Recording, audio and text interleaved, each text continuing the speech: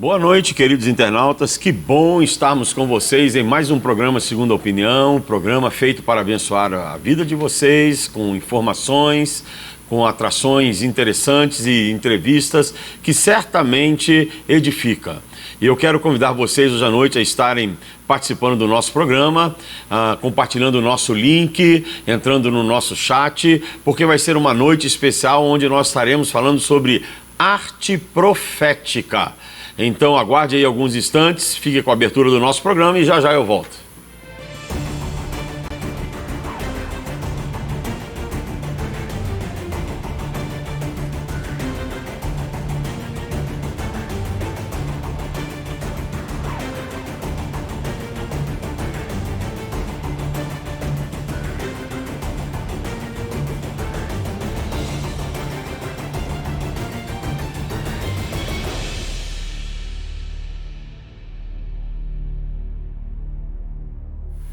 Arte profética, que ele cresça e eu diminua, é o tema do nosso programa nessa noite, mas antes de nós começarmos a nossa entrevista, gostaria apenas de dar uma nota para vocês.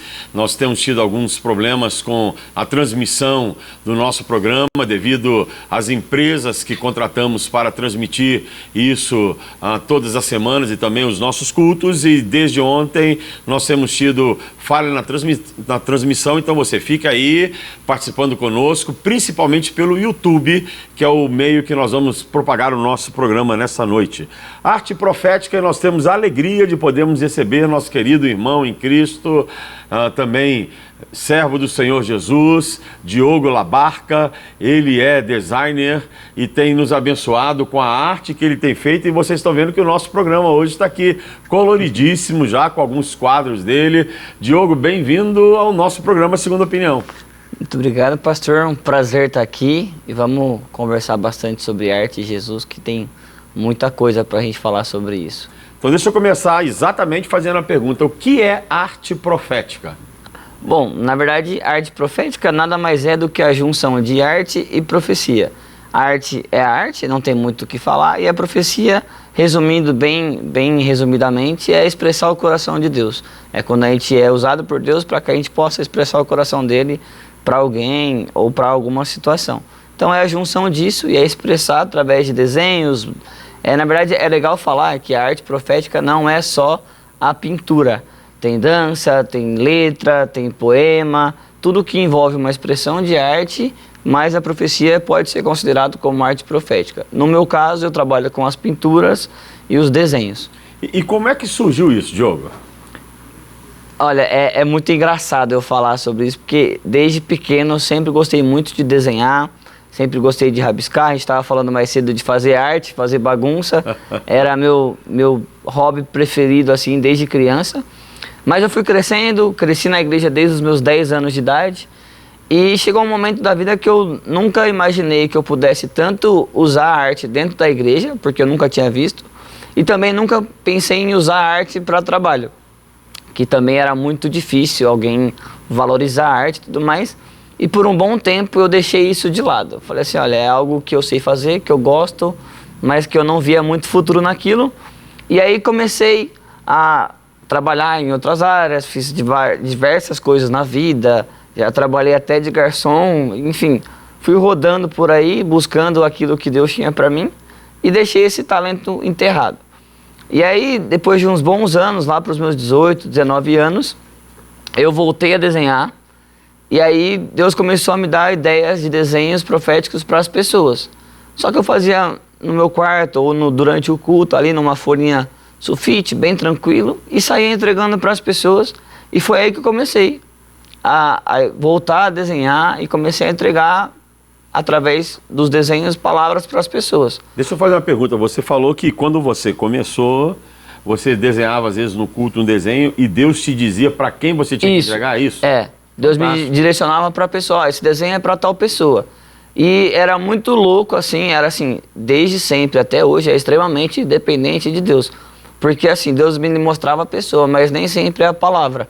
E aí eu tinha que ir em fé até a pessoa, porque a grande maioria das vezes eu não sabia o que falar para a pessoa.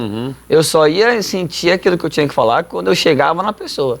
Que aí parecia que vinha o resto do download da mensagem de Deus. Ó, agora você fala sobre isso, isso, isso. E era muito especial, porque as pessoas começavam a chorar e elas... Cara, eu sonhei com isso, cara, eu tava precisando disso, isso faz total sentido. E aí então eu comecei através desses pequenos desenhos. E aí isso foi passando, e aí através disso eu fui participar de um evento de adoração com um amigo meu, que eram 12 horas de adoração. E aí a gente montou lá um cantinho dos desenhos e eu fiquei lá esse evento o dia todo desenhando e entregando para as pessoas que entravam naquele culto. E eu falei, poxa, legal, dá para usar isso daqui, mas assim, a minha visão ainda era muito limitada. Mas aí o meu pastor Renato Garcia, da Igreja Viva, onde eu frequento até hoje, me desafiou a estudar mais sobre isso na palavra e expandir. Então ele que foi o meu pontapé inicial para eu começar a produzir telas durante os cultos na igreja. Então eu saí do papel e fui para as telas, assim, meio que desafiado e impulsionado pelo meu pastor. E aí eu topei a ideia, e aí a gente começou há uns 8, 9 anos atrás, fazendo essas telas na igreja. Fantástico. Deixa eu só dar uma boa noite para tua galera lá no Instagram, que nós estamos lá no Instagram. Estamos lá no Instagram também. Galera, boa noite. Que bom ter vocês com a gente aqui. Pessoal do Instagram do Diogo Labarca. Aliás, se alguém quiser te seguir no Instagram, é Diogo Labarca? É Di Labarca. Di underline Labarca. Isso. Underline Labarca. Você pode seguir o Diogo no Instagram. Vai ser 10, porque vai impulsionar muita coisa no trabalho dele. Amém. E você começou isso há 8 anos, então. Isso. De lá para cá, Deus tem te usado somente na igreja? Não, graças a Deus, Deus ele tem aumentado cada vez mais a minha esfera de atuação. Eu comecei ministrando dentro da igreja, e aí, na minha igreja, né? E aí conforme há 8 anos atrás, hoje em dia ainda é algo muito novo, mas há 8 anos atrás, então era assim, ninguém nunca nem tinha ouvido falar. Muitas igrejas que eu ia, era uma atração, assim, porque de repente tem alguém em cima do altar junto com a banda pintando uma tela e fazendo algo que ninguém nunca tinha visto, né? Então foi algo muito novo. E aí eu comecei a pintando na minha igreja, depois surgiram alguns convites, aí fui pintar em praças, na rua, em cultos fora da igreja, e aí comecei a expandir isso para o trabalho também, tanto para o meio cristão, como ministração, quanto para o trabalho também, decoração de casa, encomendas, e estamos aí até hoje. Se alguém vai casar ou vai dar uma festa, quiser te convidar, beleza. Exato. Também, aí comecei também em casamento, é por isso que eu agradeço muito os amigos, né? Eu tenho vários amigos que gostam do meu trabalho, e aí eles dão as ideias loucas e eu vou lá e topo junto com eles. Então, um casal de amigos meus uma vez foi casar e falou assim, Di, você consegue pintar nosso casamento pra gente? Eu falei, nunca pintei no casamento, mas vamos, não tem muito segredo, é a mesma tela, o mesmo material, vamos embora. E aí comecei a pintar em casamentos também, então hoje faço casamentos, e é muito legal porque Deus tem me levado a pintar em casamentos de pessoas que nem são cristãs. Mas eu, como cristão, através do meu trabalho, da minha arte, levo Cristo para o casamento deles. E é muito lindo ver que mesmo sem religião ou de outras religiões, eles recebem o amor de Deus, eles têm uma mensagem, eles recebem uma palavra através da minha tela. E é isso que Deus nos chamou para fazer, a gente vai sem medo. E onde você vai levando a tua amiga mala. É isso, minha mala, as minhas tintas, eu tô sempre com material. Então sempre que sobrou um espacinho aí, a gente está pintando, tá jogando cor, tá levando vida. Nós tivemos uma experiência fantástica com você recentemente aqui, através de uma semana jovem que nós tivemos na igreja. Que você veio para pintar 2 noites, ficou a semana inteira, até domingo. E essa experiência que você tem durante o culto ou durante uma reunião de jovens, o que seja, tenta explicar para nós como é isso. Bom, é o que eu falei lá atrás, né? É muito dependência de Deus, porque assim, existe a arte, que é eu chegar em casa, no meu trabalho, aonde eu for e pintar uma tela. Isso é arte, ok? Tem muitos artistas que são bons e eu admiro vários. Mas aí, a partir do momento que eu chamo de arte profética, entra a parte que tem a parte de Deus, que se Deus não estiver comigo, não adianta. Então eu sempre falo que é muito legal pintar leão, é muito legal pintar coração, pintar âncora, pintar Jesus e diversos desenhos crentes assim que a gente tem no nosso meio aí. Mas essa experiência, eu sempre falo com quem está comigo, para mim é sempre a primeira vez. É como se fosse sempre a primeira vez, porque eu sempre subo para ministrar, preparado, mas eu nunca sei o que vai sair. Porque é algo que não vem de mim, é algo que não sou eu que defino. Não é porque hoje eu quero pintar um leão para vender no final do culto que eu vou pintar um leão. Então é algo que eu sou totalmente dependente de Deus. Então, durante a semana, né, que eu estou me preparando para o evento, o que eu faço? Eu me preparo, eu faço a minha parte. Eu oro, eu jejuo, eu me separo, eu tenho meu tempo de devoção e falo assim, Deus, eu estou pronto para que você me use. Faz o que você tiver que fazer e vamos para cima. E aí chega no dia, eu estou sensível para ouvir aquilo que Deus tem para aquele momento. Não, e assim, é algo que eu falo que até ela sai de mim, ela não é para mim, é para as pessoas. Então, por isso que a gente pinta na igreja, né? Okay. Eu poderia pintar em casa e levar uma tela pronta para a igreja, mas o fato não é a mesma coisa, porque tem vários testemunhos de pessoas que durante a pintura, durante a ministração, sentiram a presença de Deus, sentiram Deus falando. Então, o processo de eu fazer durante o culto também expressa, também libera a presença. E assim, não tem muito o que explicar, porque é Deus, assim, é sobrenatural. Eu até conversava com você antes do nosso programa, que quando você esteve aqui, eu estava de férias. Uhum. E fui assistir um dos cultos em que você estava e fiquei assim maravilhado. Falei, eu preciso de um quadro desse. Sim. E pedi que você pintasse. Ele pintou um quadro, que é esse que está aqui atrás de mim. Não sei se o pessoal da câmera consegue mostrar. Cristo vive aqui, ele fica lá no meu gabinete, porque tem uma mensagem. Sim. Isso é uma coisa que você falou para mim, que você faz em todas as artes, não importa onde for, você sempre deixa uma mensagem. Sim, tudo que eu faço tem uma mensagem.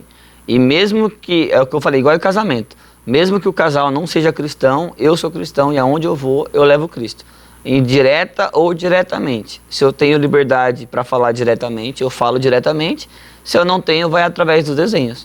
Então, independente do que eu faça, eu carrego uma mensagem que é Jesus. E ela, por si só, gera transformação nos ambientes. Uma pergunta minha.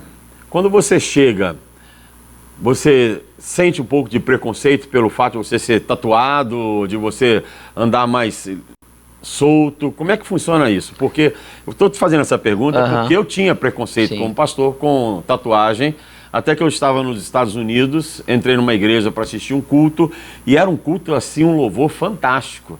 E eu, meu Deus, deixa eu ver quem é o ministro de louvor que está ministrando.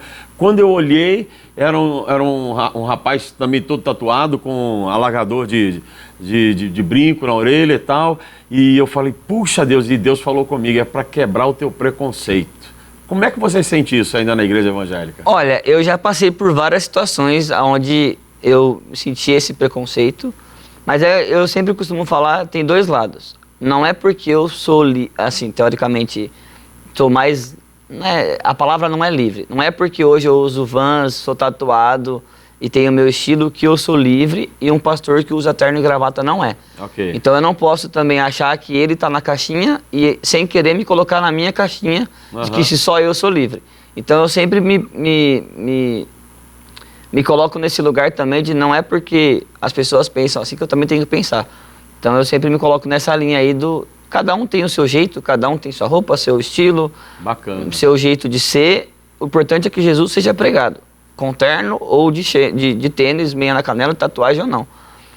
Mas eu já passei por muitas situações, sim, lá atrás, principalmente no começo, quando ainda era muito novo, tanto por fazer a arte profética, por pintar. As pessoas não entendiam. As pessoas não entendiam, achavam que era graça, que eu queria me aparecer. Tanto que quando eu falo sobre workshop, que eu ministro alguns workshops sobre arte profética, eu falo muito sobre identidade. Que você, para subir no altar, você tem que saber a sua identidade, porque senão você se corrompe. Tanto para baixo, com aquilo que as pessoas falam, quanto para cima, com aquilo que elas falam também. Porque às vezes você pode começar a ficar orgulhoso e achar que tudo vem de você e você que é o bom. Só que na verdade não tem nada a ver com a gente, é tudo sobre Jesus. E já passei por algumas situações de que eu cheguei para ministrar e as pessoas acharam que eu era visitante, que eu estava indo lá a convite, já vieram até, em algumas ocasiões, orar por mim, como se eu precisasse aceitar Jesus. E eu recebi a oração, amém. Nunca uma de libertação? Ô, Senhor, liberta esse... Na libertação nunca chegou, mas eu nunca tive problema, assim, eu sempre levei muito na boa.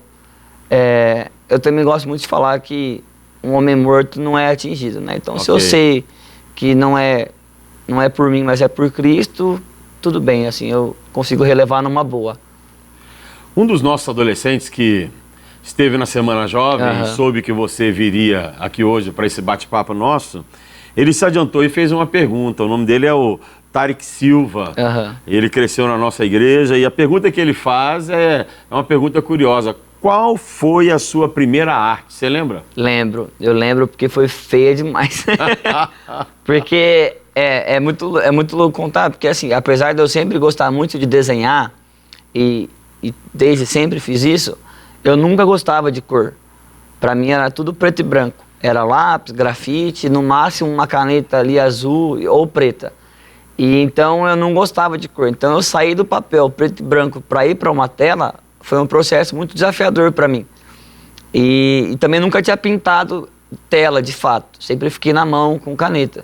E aí quando eu fui para a tela, minha tela ficou horrível. Assim, eu lembro que foi um leão, mas ao mesmo tempo também, lá atrás, o Renato, né, meu pastor, ele me impulsionou. Então ele comprou um kit de pintura com as cores primárias, que era amarelo, azul, vermelho, preto e branco. Então meu quadro, imagina, ficou um leão com essas cores. Aí no final eu brinco que ficou parecendo um canibal, assim, aquelas figuras de um índio canibal, porque ficou tudo colorido, parecia tudo menos um leão.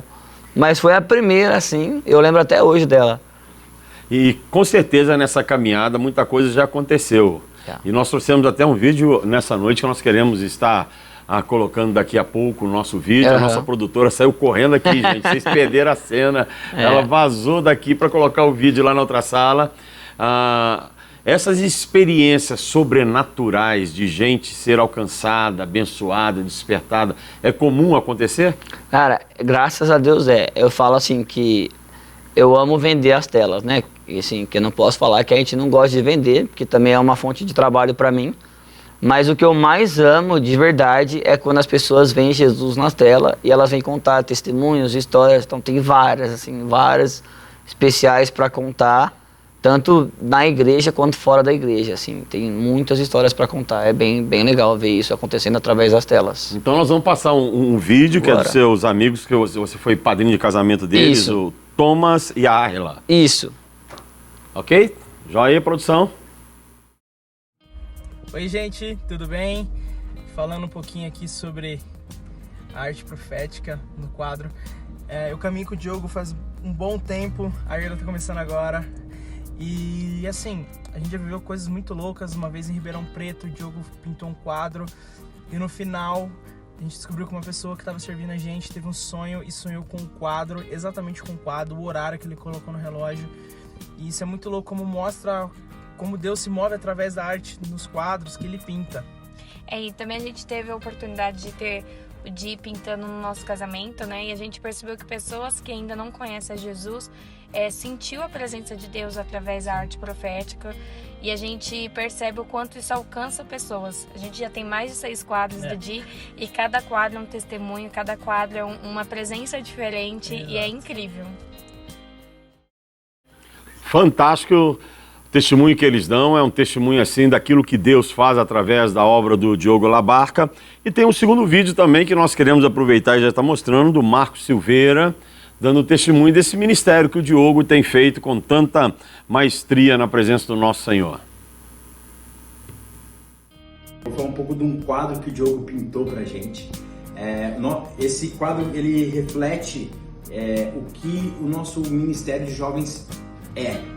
O nosso ministério chama CAIS, e o Diogo, quando ele pintou esse quadro, ele pintou aquilo que o Espírito Santo disse para ele, que tem tudo a ver com o nosso ministério, que é sobre construir, alinhar, instruir e soltar, que é justamente esse quadro. E toda vez quando nós olhamos nesse quadro, nós temos a certeza que nós estamos no caminho certo.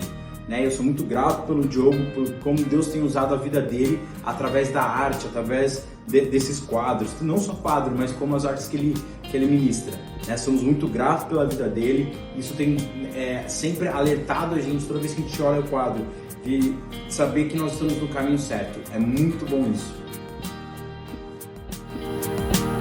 Ô Diogo, nós ouvimos esses testemunhos e já vimos conversando, você falando sobre experiências.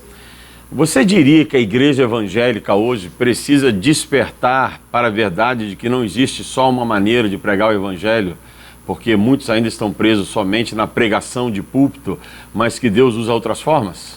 Eu acredito muito nisso. Na verdade, é o que a gente sempre fala, né? Nem todo mundo nasceu para ser pastor, mas todo mundo nasceu para pregar. Sim. Independente da onde, né? Então, a minha maneira de pregar é através das telas, tanto na igreja quanto fora.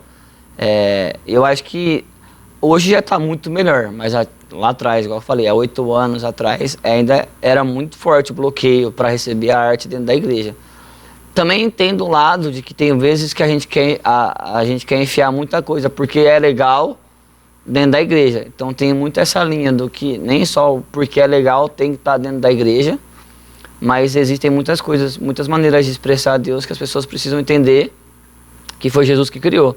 O primeiro homem da Bíblia a ser cheio do Espírito Santo para fazer uma arte foi Bezalel.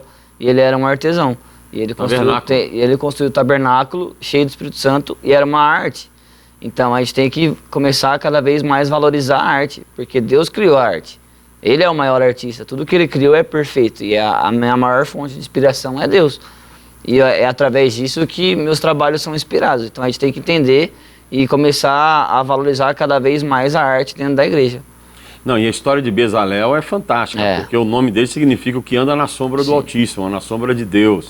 E Deus diz, eu vou dar a ele, ou eu dei a ele capacidade para que ele possa ser mestre na arte e fazer tudo que tem que ser feito. É assim que você se sente? Assim, ó, eu falo que tem a nossa parte, a gente está até conversando sobre ser dom ou ser talento. Eu me considero que eu tenho um talento, que é desenhar e que é pintar. Mas só um talento por si só não adianta nada. O servo que recebeu o talento, ele enterrou. E aí quando o senhor voltou e falou assim, cadê o talento que eu te dei? Ah, servo, enterrei para não perder. Então se Deus te dá um talento e você acaba com medo, enterrando para não perder, você desperdiça aquilo que Deus te deu. E aí quando você usa aquilo que Deus te deu para que seja manifestado, aí você transforma as pessoas ao seu redor. Então eu me sinto muito assim. Eu sou um cara que eu tenho um talento, que é desenhar. E eu treino sempre, eu trabalho sempre para que eu possa ser cada vez melhor, né? Não adianta só tipo assim, Deus recebe com amor o nosso coração. Não, tem que parar com isso de que basta um coração de servo. Não, a gente tem que treinar, tem que apreciar, aprimorar, tem que investir, tem que trabalhar para que seja cada vez melhor. E aí quando vem a parte de Deus, ele faz o resto, né? Então eu sou totalmente dependente de Deus e cada quadro é assim, Deus, faz aqui, porque se você não fizer eu vou descer.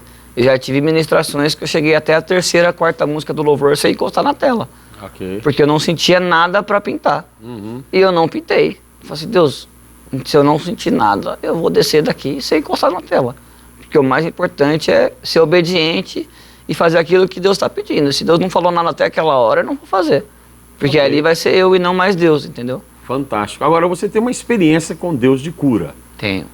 Que isso você disse que marcou muito a sua vida. Você pode compartilhar com a gente sobre isso? Posso, eu amo falar sobre isso porque eu considero que é o start da minha vida, assim, pra valer, né? Eu me converti na igreja junto com a minha mãe. Na verdade, assim, comecei a ir pra igreja porque tinha escolinha bíblica e tinha comida, né? Tinha lanchinho. Então, eu gostava de ir pra igreja, brincar, jogar bola e comer. Então, eu comecei indo pra igreja assim, depois eu comecei a entender um pouco mais. Eu me batizei com 15 anos e aí estava naquela fase louca de adolescente, fervoroso, buscando mais de Deus, aquela fase onde tudo é Deus e o que não é Deus é o inimigo. E eu queria mais de Deus, eu queria mais, comecei a orar, fazer jejum e eu queria muito mais de Deus. Deus, eu quero mais, eu quero o que o Senhor tem para mim. E comecei a buscar loucamente, assim como um adolescente. E aí lá para os meus 16, 17 anos, 16, estava no finalzinho de 2009, estava com 17 já, eu acho. Enfim, 16, 17 anos, eu comecei a sentir muita tosse, estava com muita tosse, muito mal-estar, e eu estava com 40 quilos, assim. E eu fui para o hospital, e na minha cabeça era só uma tosse, uma gripe, ia voltar para cá tomar um remédio e voltava para casa. Né, não botei muita fé assim, mas eu fui pro hospital, na hora já me internaram, porque eu tava com anemia e com pneumonia grave. Não tinha nutriente no corpo, meu pulmão tava lotado, tava assim, super preocupante a minha situação. Na hora eu já fui internado. Fiquei no hospital 1 mês.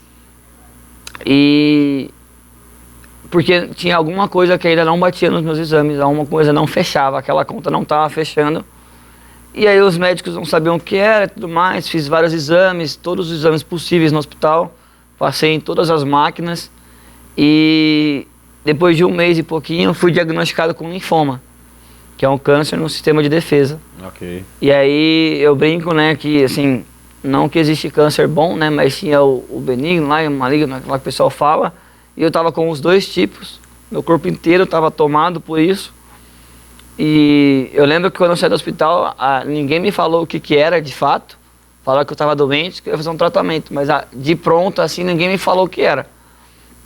Aí passou um tempo, quando ia começar o meu tratamento, a minha irmã, a Virgínia, que é a esposa do Marcos até, ela estudava biomedicina na época, ela que veio me explicar o que eu tinha. E naquela hora, assim, meu mundo, tipo, caiu, assim, a ficha caiu, meu mundo caiu. E eu falei assim, poxa Deus, como é que o Senhor pode fazer isso comigo? Na fase que eu estou mais te buscando, na fase que eu estou mais te querendo, sabe, abrindo mão da minha adolescência, né, na vida de um adolescente, me entregando todo dia na igreja, sábado, domingo, feriado, fazendo tudo, servindo, te buscando. E aí veio aquele choque de realidade para mim. E aí foi quando eu tinha 2 opções, né?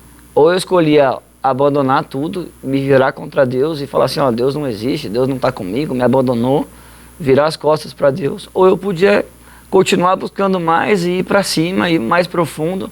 E foi o que eu decidi fazer, tanto que eu estou aqui até hoje. E eu sempre falo, por mais que não pareça muito, ou seja difícil de acreditar, foi a melhor fase da minha vida, esse tratamento contra o câncer, porque foi ali que eu encontrei Deus, ali que eu descobri que Deus era tudo que eu tinha. Durou quanto tempo?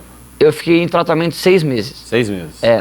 Eu comecei a químio, a única coisa que aconteceu comigo foi cair o meu cabelo, e a minha primeira químio eu tive reação, porque como é de costume eles não colocarem um antialérgico, para saber se a pessoa tem alergia ou não, eu tive alergia ao medicamento. Mas assim, foi só esse processo, depois nas outras eles já colocaram, então nunca senti nada. Só o meu cabelo que caiu, e eu fiquei um pouquinho mais gordinho, mais cheio, inchado por causa dos remédios, que eram muito fortes. Mas eu fazia quimioterapia comendo Big Mac e jogando videogame. Então assim, Deus foi muito bom comigo em todo o tempo. E aí eu falo pra galera, pra todo mundo que já ouviu essa história, e sempre quem pergunta, eu nunca orei, Diogo, muita gente orou para que Deus me curasse. Minha mãe fez campanha de oração, muitas igrejas, muitos amigos, mas Diogo, no meu eu com Deus, eu nunca orei para Deus me curar. Eu sempre orei para Ele não me deixar sozinho. Porque nesse momento eu entendi que eu só precisava de Deus e não da cura. Porque às vezes a gente busca tanta cura que a gente esquece de buscar Deus. Às vezes a gente busca tanto o que Deus faz, que a gente acaba esquecendo de buscar quem Deus é. E Deus é muito mais do que Ele faz. E Ele continua sendo bom, fazendo ou não fazendo. E aí quando eu entendi isso, aquilo tudo que era pesado, virou leve. E aí eu fui curado assim, de uma maneira sobrenatural, assim, tanto que depois de 6 meses eu estava fazendo tratamento, aí eu tive uma melhora no meu quadro. Melhorou assim, bastante, até assustou até os médicos pela melhora. Mas aí eu fiz um exame, porque eu ia para um acampamento de liderança na época da minha igreja, e aí a gente foi fazer aquele exame de check-up para saber como é que eu estava. E aí na sexta-feira, véspera do acampamento, meu quadro piorou assim, tudo que tinha melhorado, ele regrediu e piorou ainda mais. E aquilo foi um choque assim, para minha mãe, para os meus pais, para minhas irmãs, e para mim também foi um pouco, mas eu ainda estava tranquilo, porque eu sabia que Deus estava cuidando de tudo. E aí, né, como eu já estava com um acampamento pago, né, falei, vamos lá, já está pago, vamos lá dar uma relaxada, a gente vai para o encontro, recebe também, dá uma descansada, era um hotel em Serra Negra. E aí eu fui, aí nos últimos dias de acampamento, um pastor lá que nem me conhecia direito, nem sabia do meu caso, quis orar por cura, e falou assim, a gente vai orar por você no final. E ele colocou a mão no meu estômago e falou assim, todo câncer, toda doença eu declaro curado agora em nome de Jesus. Foi muito simples, assim, não teve estardalhaço, eu não senti nada, não chorei, não rodei, não caí. Mas não falou em língua? Não falei, foi muito normal. Ele falou amém, a gente falou amém. E eu subi pro quarto, do quarto do hotel, que era antes do almoço, fui guardar as minhas coisas para almoçar. E foi muito louco, porque a galera do meu quarto ficou no corredor me esperando. Porque eu só ia entrar no quarto, guardar as minhas bíblias, o caderno, e voltar para o corredor para a gente descer no elevador para almoçar. E quando eu entrei no quarto, eu só via branco. Assim, de olho aberto, com visão aberta. Todo o quarto branco? Todo o quarto era branco. Tudo que eu via era branco. Eu falei, desmaiei, morri, sei lá. Comecei a ficar meio desesperado, porque eu tava acordado, assim. E aí, naquele momento, eu senti que Deus estava ali comigo. E naquele momento, eu tinha certeza que eu tinha sido curado. Fantástico. Naquele quarto ali, eu falei assim, eu fui curado. E eu simplesmente esqueci do almoço. Eu lembro que eu deitei na cama e fiquei lá no quarto branco, assim, feliz, tranquilo, leve, assim. Também não orei, não chorei, não espernei, só descansei. E aí, de repente, eu voltei ao normal. Falei, nossa, eu vou ao almoço, vou voltar pros meus amigos, né? Vou descer pra ver se eu tenho almoço ainda, porque na minha cabeça, eu tinha ficado no quarto umas 2 horas. Assim, na minha cabeça, passou muito tempo.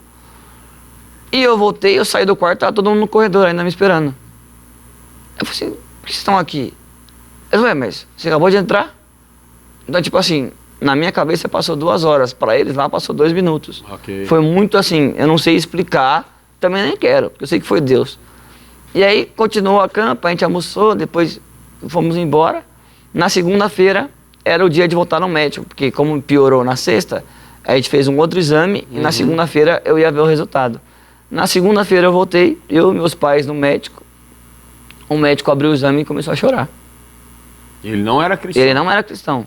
Ele sabia que nós éramos. Ele começou emocionado. Ele falou assim, olha, Diogo, vocês já me falaram que vocês são cristãos, né? Eu não sei o que aconteceu, mas pode agradecer ao seu Deus, porque o seu exame está limpo. Você não tem mais nada. Fantástico.